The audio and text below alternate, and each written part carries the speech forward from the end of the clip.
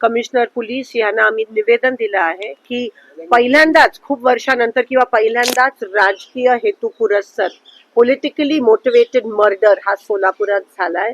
Law आणि order, कायदा सुव्यवस्था पूर्णपणे कोलॅप्स झाली आहे. प्रशासन पूर्णपणे कोलॅप्स झालंय. पोलीस आणि प्रशासन अतिशय खूप मोठ्या प्रमाणात भारतीय जनता पक्षाच्या दबावाखाली काम करत आहेत असं दिसून येत आहे. भाजप साम दाम दंड आणि आता लोकांच्या रक्तासाठी भुकेजलेली आहे. आता लोकांचे बळी सोलापुरात जात आहेत केवळ बिनविरोध निवडणूक होण्यासाठी. हे सगळे प्रकार चालू आहेत आणि सत्तेचा माज आणि सत्तेची एवढी लालच या लोकांना आली आहे की आज कोणत्याही प्रकारची जी महाराष्ट्र आणि सोलापुराची जी संस्कृती आहे त्याला काळीमा फासण्याचं काम हे भाजपने केलं आहे. आम्ही अजिबात खपवून घेणार नाही. महाविकास आघाडीने आज हे पत्र, आज निवेदन पोलिसांना दिलं आहे, कमिशनर पोलीस, आणि कारवाई झाली पाहिजे. ह्याला कोणत्याही प्रकारचं कौटुंबिक वाद न लेबल करता हे राजकीय हेतू पुरस्सरच झाला आहे. आणि आज सीपीने रेकॉर्डवर आणलंय की 100% पॉलिटिकली मोटिवेटेड आहे. कारण का कोणाचा तरी फॉर्म विड्रॉ करण्याच्या दबावाखाली हे करण्यात आलं आहे आणि त्याच्यातून हा मर्डर झालाय. पोलिसांनी कारवाई केली पाहिजे, सीडीआर तपास झाली पाहिजे, जे कोणी दोषी आहेत त्यांना अटक झाली पाहिजे, एक स्पेशल कमिटी ह्यासाठी नेमली पाहिजे, हा आमचा आग्रह आहे. एवढंच नाही तर इलेक्शन होईपर्यंत हे इलेक्शन पारदर्शक झालं पाहिजे. ह्यासाठी पण पोलीस प्रशासनाची कोणत्या पद्धतीत तयारी आहे, कारण का अमाप पैसे वाटप होणार आहे. 10च्या नंतर पण आचारसंहितेचं उल्लंघन होणार आहे. जे सत्ताधारी आहेत त्यांना तुम्ही करायला देणार आणि आमच्यावर दबाव आणणार. जे तडीपारच्या नोटिसेस आहेत त्या दोन्ही साईडला मिळाल्या पाहिजेत, गुन्हा दाखल हे दोन्ही साईडला झाले पाहिजेत, नाहीतर बिनविरोधच करा, आम्ही इलेक्शन मध्ये भाग घेणार नाही, अशी ताकीद आम्ही या ठिकाणी पोलीस कमिशनरना दिलेत.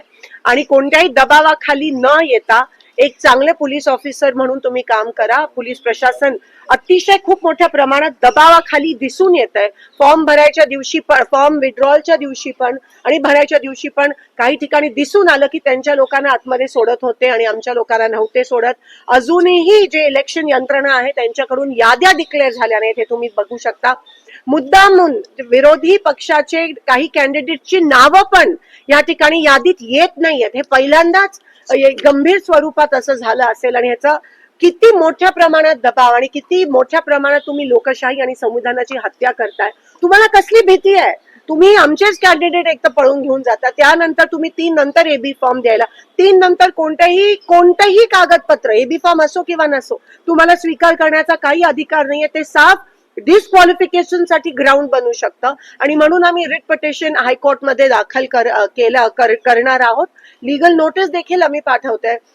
आणि आता हे कोणत्या स्तराला घेऊन जातील इलेक्शन, सामान्य माणूस हा भीतीपोटी जगतोय. आम्ही पोलीस कमिशनरला हे पण सांगितलं की जातीय तेढ निर्माण करण्याचं, ध्रुवीकरण निर्माण करण्याचा प्रयत्न हे भाजप करणार आहेत. आपल्या इकडे गड्डा यात्रा आणि इलेक्शनचा वोटिंग दिवस हे एकत्र येत आहे. हा लोक एवढ्या खालच्या पातळीला घसरलेत की सत्तासाठी रक्त या ठिकाणी लोकांचं घ्यायला तयार आहेत. आणि म्हणून ही काळीमा सोलापूरवर, हा कलंक नाही यायला पाहिजे. इथे आम्ही सुसंस्कृत आहोत आणि तुम्ही जे भाजपचे पदाधिकारी आहेत त्या पदाची काहीतरी लाज ठेवा. आमच्या सोलापूरचं वातावरण बिघडवू नका. पारदर्शक इलेक्शन झालं पाहिजे आणि लोकांचं खरं जनमत कुठे हे त्या पद्धतीतच तुम्हाला दिसेल आणि त्या पद्धतीत हे इलेक्शन झालं पाहिजे, ही आमची मागणी आहे.